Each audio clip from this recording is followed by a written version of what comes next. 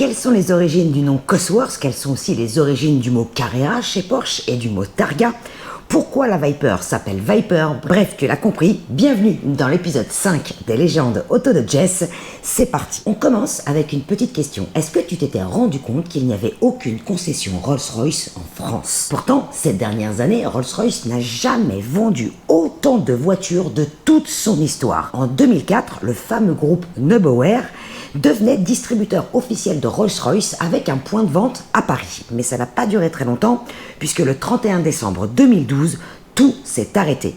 Et depuis, aucune concession Rolls-Royce n'a réouvert en France. La raison est tout simplement économique. Souviens-toi, on parlait de crise suite à l'élection de François Hollande. La fiscalité s'alourdissait, les millionnaires de France s'évadaient à l'étranger. Et bref, il y avait un potentiel de 10 000 clients français, et bien soudainement, il y en avait beaucoup moins. Pour autant, un Rolls-Royce continue de battre des records de vente historiques, mais ses marchés principaux sont la Chine, la Russie, l'Amérique du Sud ou les États-Unis. Bon, t'inquiète, si tu veux t'offrir une Rolls, c'est toujours possible. Les vendeurs européens peuvent se déplacer, pareil pour l'entretien, ils peuvent t'envoyer un transporteur pour la récupérer. Mais bon, ça, bien évidemment, ça a un coût, mais ça, c'est une autre histoire. On va rester chez Rolls. Est-ce que t'avais remarqué aussi qu'elle n'avait pas de contour? Parce que chez Rolls, on n'aime pas trop par les chiffres. Au point même que pendant des décennies, la puissance du moteur n'était pas indiquée sur la fiche technique. Il y avait écrit puissance moteur 2 points suffisante. Et donc aucune Rolls n'est équipée de contour, et à la place, il y a un compteur de puissance. Rolls-Royce considère que c'est moins vulgaire. Alors bien évidemment, la technique est un peu la même, c'est une espèce de tachymètre, mais ce n'est pas un contour. Et quand tu poses la question à Rolls, pourquoi il n'y a pas de contour, ils te répondent tout simplement que les Rolls n'en ont pas besoin. Pourquoi la Dodge Viper s'est appelée Viper? Alors au début des années 90, Chrysler n'est pas en forme. Et pour redorer son image, son président Bob Lutz décide de créer une supercar. Dodge étant la marque dite sportive du groupe Chrysler, cette supercar sera une Dodge. Et qui travaille chez Dodge depuis quelques décennies?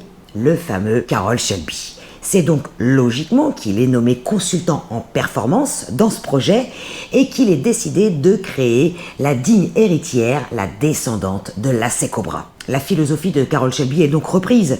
Pour construire ce type de véhicule, il ne faut qu'un moteur puissant et seulement ne penser au reste ensuite. C'est donc en hommage de l'A.C. Cobra qu'un nom de serpent sera donné à cette supercar.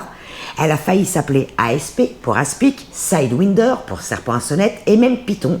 Et finalement, ce sera Viper. Une autre légende raconte qu'on lui a donné ce nom de serpent pour rappeler la vitesse de frappe d'un serpent, un peu comme le coup de pied au cul que tu prends à chaque axelle.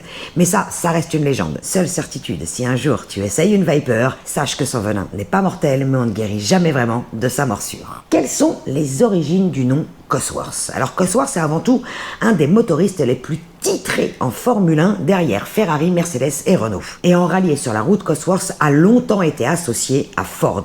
Souviens-toi de l'Escort Cosworth, de la Sierra RS Cosworth, de la Focus WRC.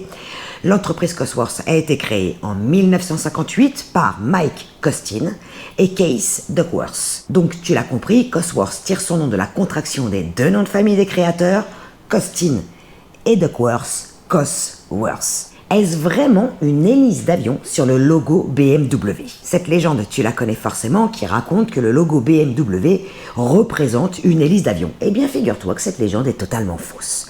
BMW est né à Munich, capitale de la Bavière en Allemagne, de la fusion entre deux entreprises, la Bayerische Flugzeugwerke et la Rapp Motorenwerke en mars 1916 pour devenir la Bayerische Motorenwerke. BMW. Et à ce moment-là, BMW n'a pas encore de logo et ne s'en soucie pas vraiment. Jusqu'au 5 octobre 1917, date à laquelle elle inaugure son premier logo très inspiré de celui de la Rapp Motorenwerke. On retrouve l'idée de l'anneau noir dans lequel il y a deux couleurs, le bleu et le blanc, et l'inscription BMW dans la partie supérieure du logo. Les couleurs sont celles du drapeau de la Bavière, mais inversées, si on lit le logo dans le sens des aiguilles d'une montre. Parce que la loi interdisait à l'époque l'utilisation des emblèmes nationaux pour un logo. Et la fameuse légende de l'hélice dans le logo a commencé dès 1929 à cause de cette publicité BMW. Tout est parti de ces avions avec le logo BMW dans les hélices. Sauf que le logo BMW existait déjà depuis 12 ans. Et cette publicité était pour promouvoir des nouveaux moteurs d'avion et rien d'autre. Et BMW a en plus enfoncé le clou en 1942 avec cette autre publication. La légende a donc continué à galoper. Mais après tout, cette légende lui va si bien. D'où vient le nom Carrera chez Porsche? Carrera, ça veut déjà dire course en espagnol.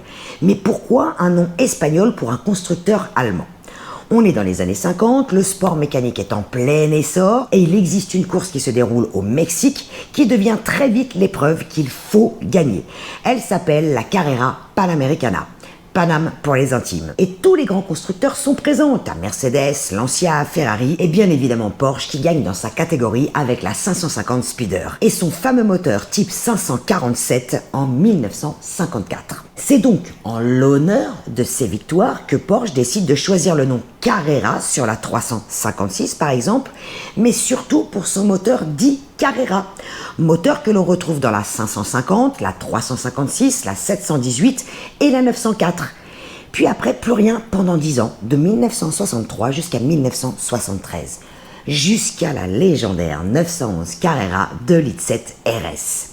Puis dès 1984, le nom Carrera est exclusivement réservé au 911. La seule exception, tu l'as compris, c'est la Carrera GT.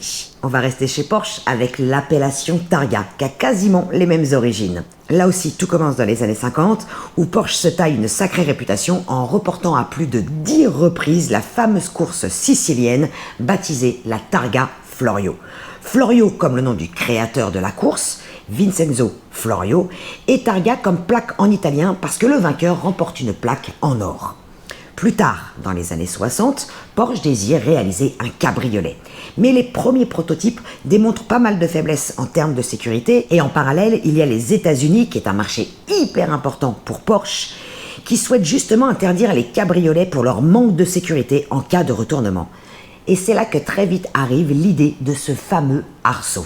Et encore faut-il lui trouver un nom. Elle a failli s'appeler 911 Flori. Alors Flori, on ne sait pas trop pourquoi, peut-être en l'honneur de Vincenzo Florio, on ne sait pas trop, mais remarque, qu'importe, puisque de toute façon c'est pas le nom qui a été retenu, jusqu'au jour où le directeur des ventes Porsche Allemagne, le fameux Harald Wagner, suggère de l'appeler Targa en l'honneur de la fameuse Targa Florio, et le nom est instantanément retenu. Et la légende raconte que Porsche se rendra compte plus tard qu'on peut également traduire le mot Targa par bouclier, et la notion de protection, là, les arrange bien.